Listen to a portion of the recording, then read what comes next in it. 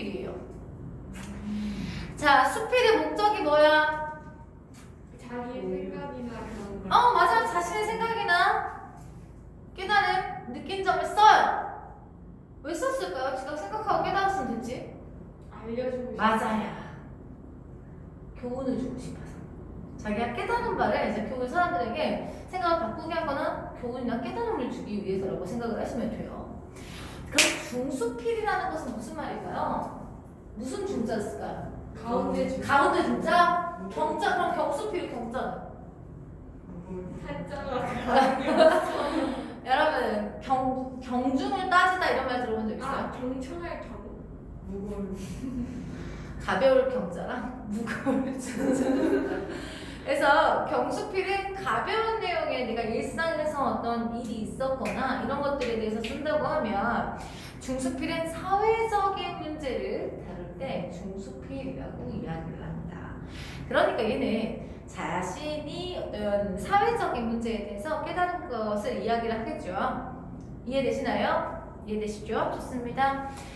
제재 소개해 보도록 하겠습니다. 물질 중심적인 가치관이 팽배한, 어디 보고 있니? 195쪽. 사회에 대한 어떤 삶을 지향할 것인가 라는 고찰을 담고 있습니다. 그러니까 물질 만능주의의 팽배한 현실 사회에 대한 문제점을 다루고 있다는 뜻이겠죠. 이해되셨어요, 여러분?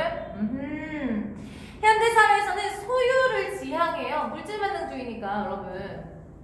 맨날 여러분들도 휴대폰 새로 사주세요 막 이러고 뭐 갖고 싶다 하고 하잖아요. 아니에요? 그렇잖아. 그래서 소유의 삶이 일상이 되어 있지만 우리가 추구해야 할 가치 있고 소중한 삶은 밑줄 존재 지향의 삶이라는 필자의 관점을 살펴서 현대 사회 문제점을 확인하고 이에 대한 해결 방안이나 대안을 한번 찾아보자, 이런 뜻이 되겠습니다. 자, 중수필이고요. 성격이 철학적이에요. 소유의 삶, 존재의 삶 이렇게 생각하는 것 자체가 철학적 문제가 되겠죠, 여러분? 철학적이고요. 사변적이어 자신의 의견을 얘기한다는 뜻이고요. 논리적이고 분석적인 성격을 가지고 있대요. 시, 작품 등 여러분 밑줄 구체적인 예시를 통해서 주장을 뒷받침하고요. 정신분석학적, 사회문화적, 심리학적으로 접근을 하여 여러분 굉장히 철학적이죠. 서로 대립되는 가치, 소유와 존재의 대비를 통해서 글을 전개하며 글에 대한 설명으로 적절하지 않은 것은 이런 문제 나올 수 있겠죠. 주제, 인간의 두 가지 삶의 양식인 소유와 존재 및 존재 양식에 대한 지향. 그러니까 소유 양식이랑 존재 양식을 설명을 해주고 우리는 존재 양식을 지향해야 한다 라는 이야기를 시나 예를 통해서 나타내주고 있다.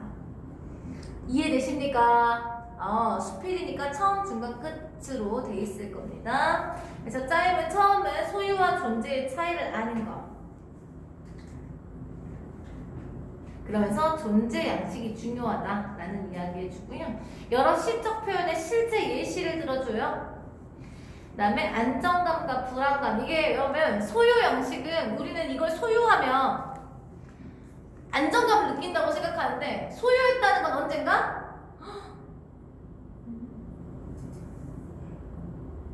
내 네일클로버 없어졌다. 누가 뺏으려? 아니야, 이거 오늘 수업하면서 막 빠졌나 보다. 으아, 내 네일클로버. 강원도에서 끊어온 건데. 와, 다시 컬 쓰고. 제가 나뭇잎으로 네이클로 됐어. 하트 모양으로 짠. 그래서 소유 양식이 여러분 이게 소유를 하면 안정감을 느낀다고 하지만 언젠가는 이적을 소유한다는 건 언젠가는 잃는다는 뜻이잖아요. 그래서 불안감을 항상 내포할 수밖에 없어요. 이해되시죠? 외부에 있는 거잖아, 안정감이. 내 안에 있는 게 아니고 소유한다는 건 외부에 있는 거잖아. 내 안정감의 근원이 이거잖아, 외부. 그래서 불안감을 항상 가질 수밖에 없지만 존재 양식은 내 안에서의 감정에 의해서 안정감을 느끼기 때문에 불안감이 없다 이런 얘기를 해주고 있는 부분까지 나타나 있다고 생각하시면 돼요. 이 글이 쉽지가 않아요. 본격적으로 해보도록 하겠습니다.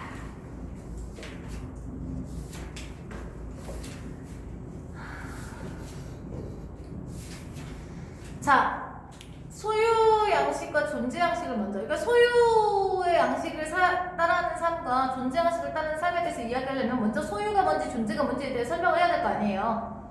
그쵸? 자, 소유와 존재 간의 선택은 상식에 무릎하는 것이 아니다. 이게 무슨 말이냐면 상식적으로 생각해봐도 소유할래, 존재할래, 소유랑 존재 삶 중에 뭘 선택하려면 사람들이 다 소유를 선택을 한다 이 말이야. 소유를 해야 존재를 하지 이런 식으로 생각한다 이거죠. 그래서 상식에 무릎하는 게 아니야. 사람들이 상식적으로 소유를 선택한다 이 말이죠. 소유한다는 것은 누가 보더라도 우리 생활에 당연한 기능처럼 보이기 때문에 살기 위해서 물건을 가져야 하고 더욱 우리는 물건을 소유해야 그것을 즐길 수 있죠. 그러니까 우리 사회에서는 상식적으로는 소유가 훨씬 중요하더라. 그래서 상식에 무릎만한 게 아니다 이런 얘기를 해놓고 있는 겁니다. 여기까지 이해되십니까? 소유, 그것도 더 많은 소유를 최고의 목적으로 삼고 어떤 인물을 100만 달러의 가치가 있다라고 표현하는 것이 자연스러운 문화 속에서 어떻게 소유와 존재 간의 선택 따위가 가능하단 말인가 서리퍼.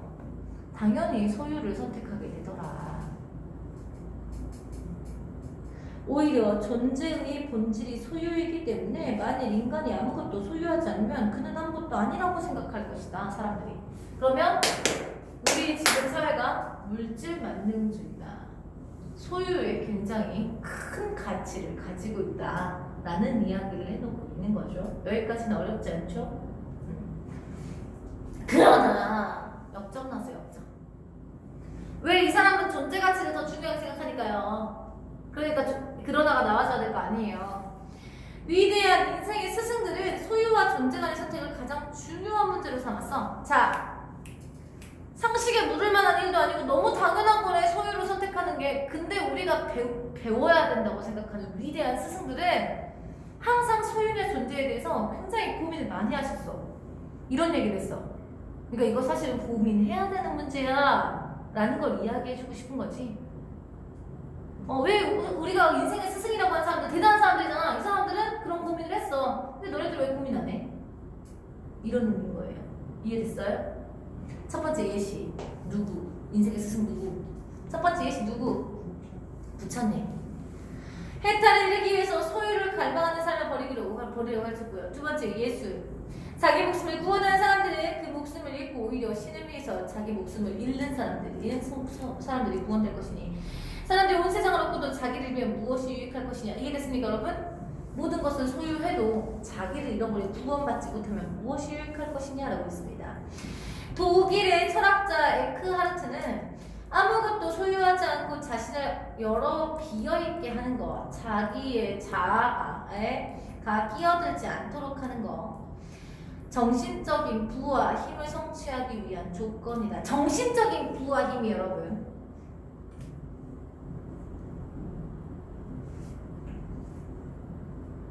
여기에서 여러분 에고는요 외부에 의한 뭐 욕구, 충동 이런 거라고 생각하시면 돼요.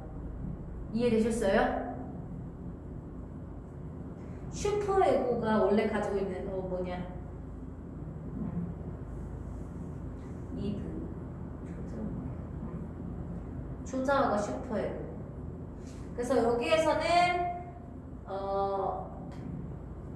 욕망 이런 의미야. 에고는 여기서 에고는 욕망, 욕심 이런 거라고 생각하시면 돼요. 그러니까 욕심이 없어야 된다 이런 뜻이죠. 이해되시죠? 그래야 마음의 부를 얻을 수 있다. 여러 해 동안 나는 소유와 존재를 깊이 연구했고 실제 삶의 경험 속에서 그 부분의 토대를 찾으려고 노력했다. 그 결과 소유와 존재의 삶에는 존재는 두 가지 삶의 기본 양식이다. 그것이 개인적 성격 물론 사회적 성격의 유형도 차이를 결정한대요. 소유 양식과 존재 양식으로 개인 물론 사회적 성격 유형까지 결정을 한대요. 이해됐습니까 여러분? 사회까지 결정을 한대. 197페이지 위대한 스승들은 존재를 지향한다 했지. 근데 우리 지금 현대 삶은 소유의 양식을 지배하네요. 소유 양식이. 그래서 삶의 두 가지 기본 양식이 소유랑 존재 양식이라 했지. 개인적 성격뿐만 아니라 사회적 성격 유형까지 차이를 결정을 하는 것이 이 두 가지 양식이다라는 이야기를 해놨습니다. 자, 그럼 지금부터 소유랑 존재에 대해서 이야기를 했으면 시를 가지고 예시를 한번 찾아보자는 뜻입니다. 이해되십니까? 여러 시적 표현의 시에 소제목 나와 있죠. 다른 두 편의 시에는 소유 양식과 존재 양식의 차이가 드러납니다. 하나는 일본 시인 바쇼, 다른 하나는 영국 시인 테니스의 시입니다. 두 시인의 비슷한 경험, 즉 산책 중에 꽃을 본 자신의 반응을 표현했습니다. 먼저 테니스의 시를 보죠. 테니스는 영국 시인 테니스. 달라진 똘땀에 핀 꽃 한 송이 꽃이요. 너를 그랬어. 무슨 화? 의화 틈 사이에서 뽑았어. 그러니까 뭐 한 거야? 소유한 거죠.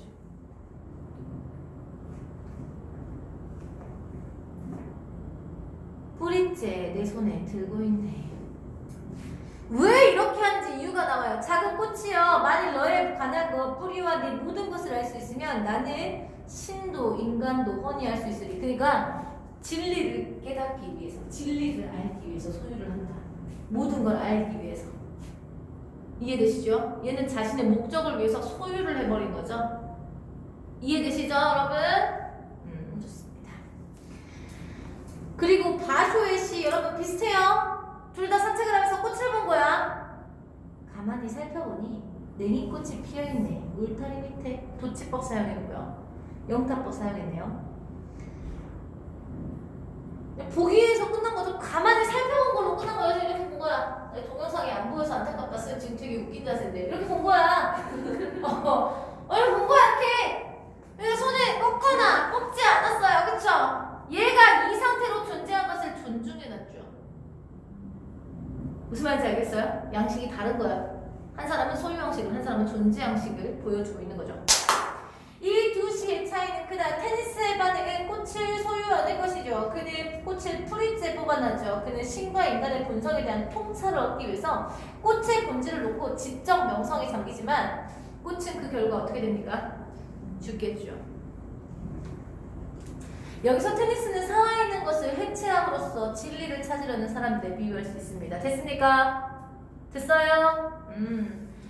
그러나 바쇼의 반응은 아주 다른데 꽃을 뽑으려 하지 않고요. 그의 꽃에 손을 대지조차 않고요. 그냥 가만히 살펴보는 존재 그 자체를 존중하는 거죠. 테니스는 인간과 자연을 이해하기 위해서 그 꽃을 소유하였던 것 같아. 그가 꽃을 소유함으로써 꽃은 파괴되고 말지만 바쇼가 바라는 것은 그냥 보는 것, 단순히 볼 뿐만 아니라 그것과 하나가 돼 있는. 이게 무슨 말이에요? 내가 이걸 보는 순간 이거 그냥 이렇게 보고 있으면서 얘가 피어있는 환경과 하나가 되는 거죠. 내가 여기 존재의 하나가 된다는 뜻이 이렇게. 이해되셨어요? 거기 풍경 안에 집어넣었다는 소리예요. 그래서 그것과 하나가 세계와 자신이 일치가 된다. 꽃을 그대로 살려두면서 자신을 꽃과 일치시키는 거죠. 얘의 존재를 인정해. 꽃의 존재를 인정해주는 거야. 이 환경과 삶과 생명을. 이해되시죠? 잠시만요. 5시에 오라니까. 5시요? 우리 40분 안 했었어요. 선생님이 15분, 20분이면 끝날 것 같아요. 아, 뭐 천천히 하세요.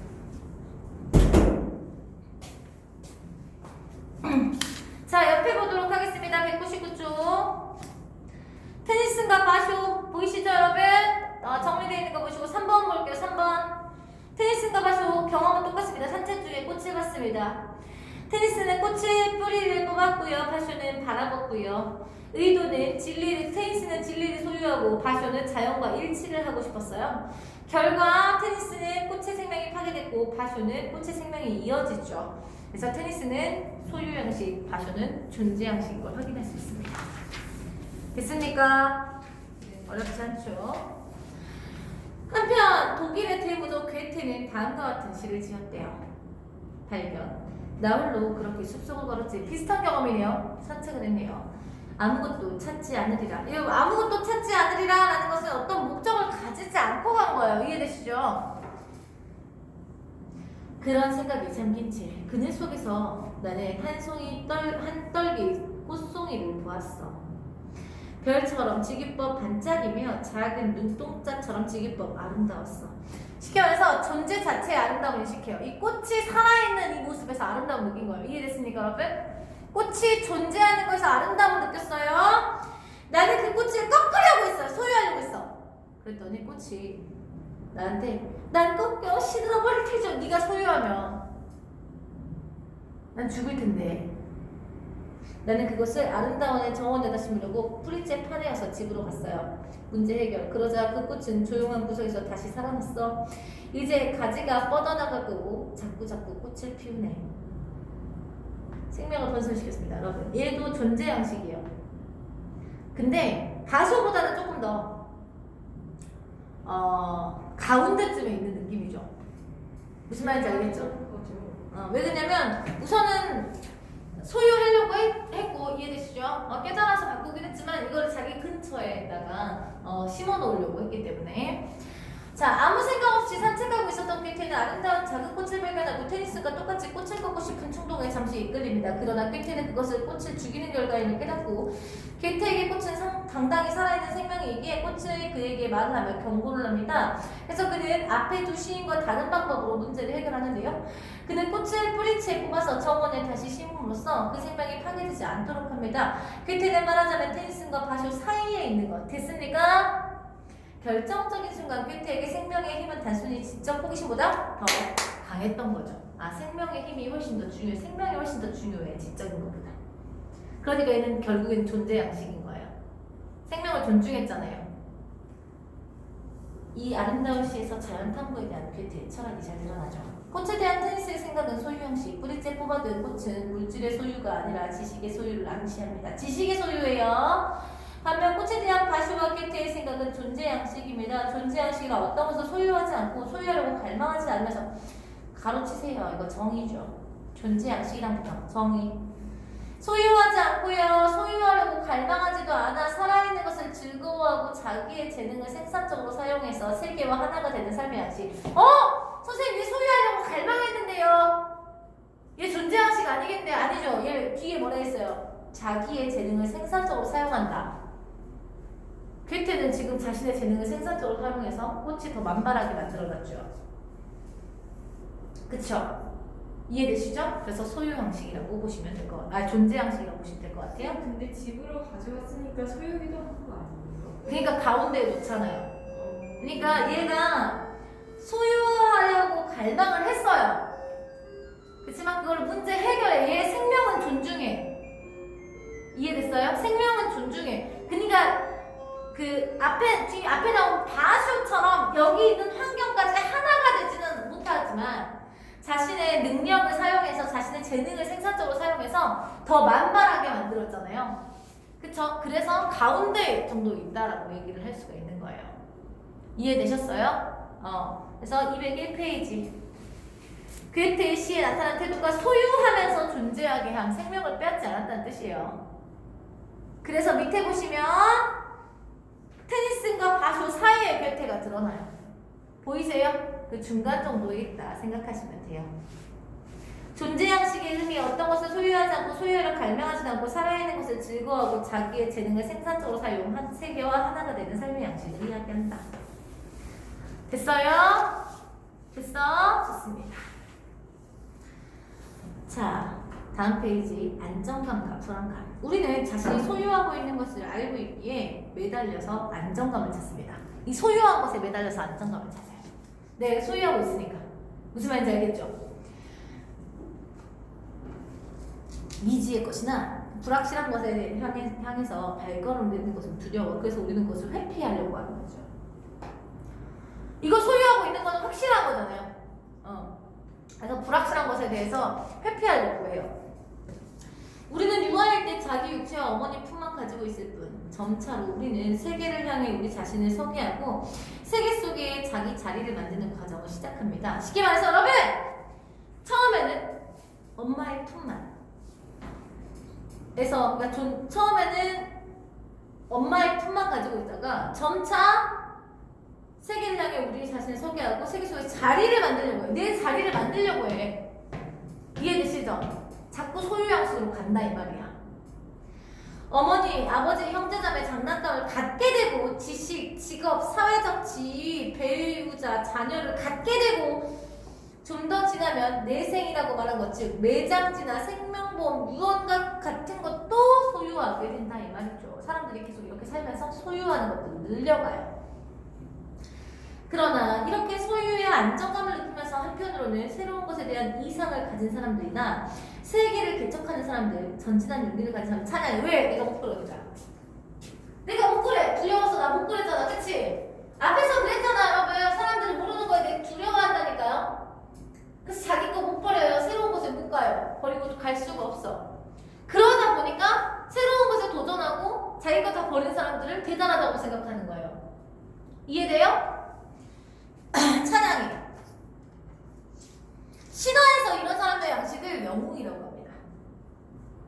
신화에서는 영웅이라고 하죠. 영웅 일대기 생각해보면 알잖아요. 자기가 익숙한 거 다 떠나잖아요. 자기가 가지고 있던 거 다 버려요. 보자. 영웅이란 자신이 가진 것, 즉 토지, 가족, 재산 등에 얽매이지 않고 앞으로 나가는 용기를 가진 사람들이거든요. 그러니까 사람들이 이 사람들을 영웅이라고 하죠. 왜? 자신들이 못하는 걸 하니까요. 사람들 두려워서 못한다 했잖아요. 그쵸? 이해되십니까? 그들 역시 두려움이 없었던 것은 아니지만 그들은 두려움에 굴복하지 않고 모험을 감행하죠. 지위야 가족 등 모든 소유와 확실성을 내던지고 집착이 없는 삶을 향해 나아간 부처라든가 예시, 이 영웅에 대한 예시예요. 아무것도 소유하지 않았기에 세상의 눈으로 본 볼품없는 존재였지만 인류에 대해 완전한 사랑을 실천할 수 있었던 예수. 또한 모험과 위험을 겁내지 않고 앞으로 나간 헤라클레스나 오디세우스 같은 이야기 속의 영웅들 같은 사람들이 기준에 부합하죠. 그들 역시 가진 것을 버리고 불확실성을 무릅쓰며 앞으로 나가는 점. 그러니까 사람들은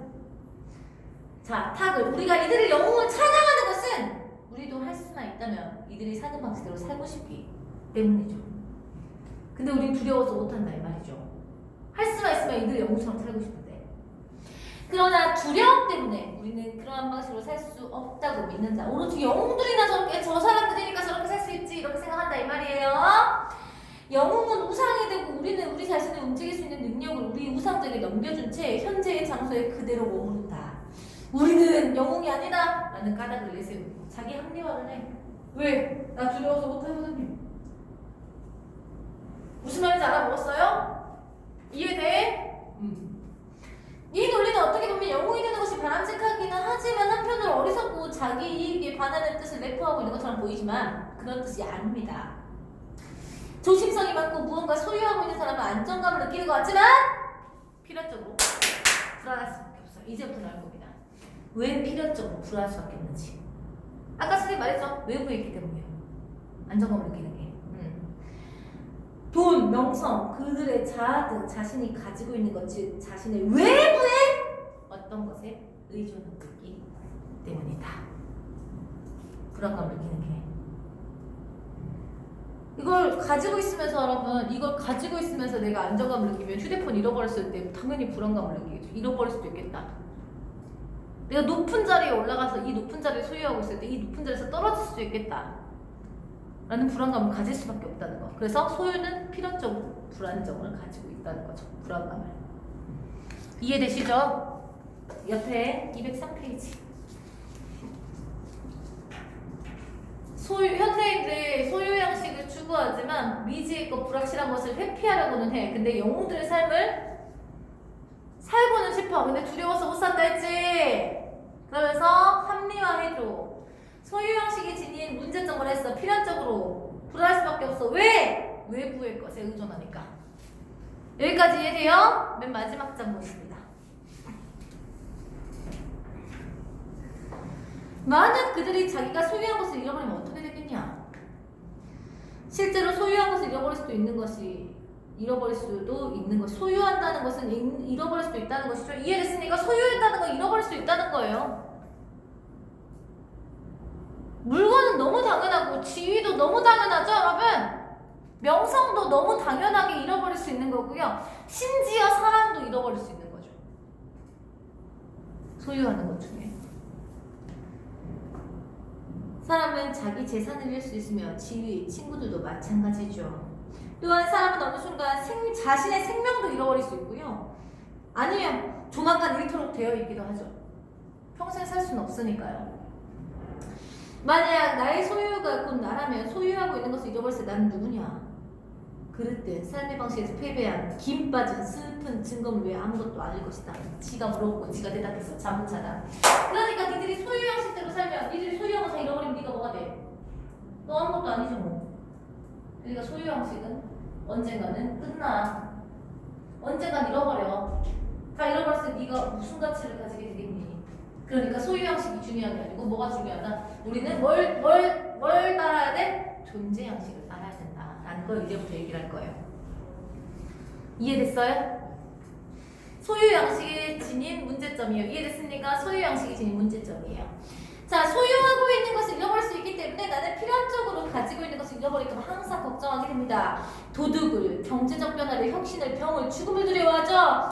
따라서 늘 걱정이 끊이질 않고 건강을 잃을까봐 두려움뿐만 아니라 자신이 소유한 것을 상실할까봐 하는 두려움까지 겹쳐서 만성 우울증으로 고통도 받게 되죠. 더 잘 보호받기 위해서 더 많이 소유하는 욕망 때문에 방어적이 되고 경직되며 의심도 많아지고 외로워집니다. 심리적으로 나타낸다 했잖아. 아까 심리적, 사회, 문화적 이런 식으로 나타낸다 했지. 그러나 여러분 그러나에서 대조 존재 양식의 삶에는 자기가 소유하고 있는 것을 잃어버릴지도 모르는 위험에서 오는 걱정과 불안이 없습니다. 나는 존재한다고 내가 소유하고 있는 것이 내가 아니기 때문에 아무도 나의 안정감과 주체성을 빼앗거나 위협할 수가 없어요. 이해됐습니까, 여러분? 존재 양식에서 내 안정감과 주체성을 빼앗을 수가 없어. 내 안에 있기 때문에. 나에게 안정감을 주는 게. 이해되시죠? 존재하는 나 자체잖아요, 여러분. 나의 중심은 나 자신 안에 있으며 나의 존재의 능력, 나의 기본적 힘 발현 등은 능력은 내 성격 구조의 일부로서 나에게 근거하고 있어. 물론 이는 정상적인 삶의 과정에 해당하고, 여러분 무조건 다 있다 이러면 안 돼. 무조건 다 있다 그러면 안 돼. 존재 양식이 무조건 다 있다 그러면 안 되고, 사람을 무력하게 만드는 병이나 고문이나 강력한 외부 제약이 있는 상황에는 이런 기본적인 힘 발현하는 능력은 없어요. 뭐 전쟁 상황이나 고문을 받고 있는 상황 이해되시죠, 여러분? 아니면 네가 지금 죽을 병에 걸렸거나 너무 고통스럽거나 그러면 안 된다. 그러면 이런 능력을 발휘할 수 없는 경우도 있다라고 인정을 한 거야. 이해되시죠? 소유는 사용함으로써 감소되는 반면 대조 존재는 실천하면서 성장해. 이성의 힘, 사랑의 힘, 예술적, 지적, 창조의 힘, 이게 전부 다 기본적인 힘이야. 아까 나의 기본적인 힘, 너글에 나왔던, 됐어요, 여러분? 이게 이 힘이야. 발현되는 과정을 통해 성장하죠. 쓰이는 것은 잃어버리는 것이 아니고 반대로 보관하는 것이 잃어버리는 거야. 존재 양식의 삶을 살 때도 위험은 있어요. 위험은 있어. 근데 그게 어디에 있어? 내 자신 속에 있대. 왜냐면 존재 양식은 존재하는 나 자체니까. 위험은 외부에 있지 않고 나한테 있겠죠. 이해되시죠? 그래서 그것은 삶에 대한 어떤 거, 여러분 위험, 삶에 대한 믿음의 결핍이나 창조적 능력에 대한 믿음 부족, 퇴보해적 경향, 내적인 나태, 다른 사람에게 떠맡기는 생각 등 같은 것들이 내 마음속에 있는 나에게 위협이 되는 유일한 거예요. 이해되셨습니까? 그러나 이들 위험이 늘 있는 것은 아니고, 늘 있는 것이 아니라 했잖아. 늘 있는 게 아니야. 늘 있는 게 아니라고. 근데 소유 양식은 늘 있어, 이 위험이. 이해되셨어요? 소유 양식이 삶의 상실의 위험이 늘 있는 것과는 다르다. 느껴지십니까? 그러니까 너네는 뭘 지향해야 한다? 존재 양식을 지향해야 한다. 205페이지 3번 꼭 알고 계실게요.